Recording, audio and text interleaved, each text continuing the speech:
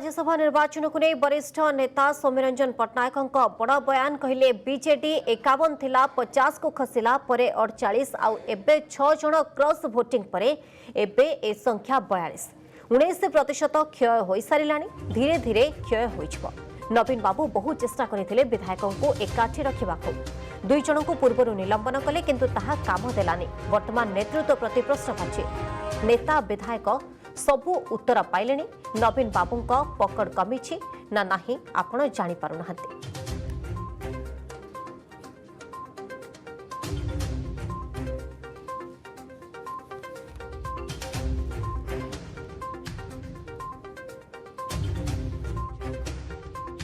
नवीन बाबू बहुत दिन दल भितर श्रृंखला रखापी बहुत कार्यक्रम ग्रहण कले तेणु नवीन बाबू नेतृत्व प्रति जो प्रश्नवाची सृष्टि होती से प्रश्न एवं भी सठिक उत्तर ओडिशा लोक मैंने पाइबे जदि पकड़ कमिला कि न पकड़ा तो जापार न बीजेडी दल निर्वाचन पर 51 जन थे आज जदि ठीक भाव में विचार करा से 51टा नुआपड़ा पर 50 है 50टा किसी दिन पर 48 है 48टा आज जदि जो मैंने भोट देना दलर बाहर बोली विचार करा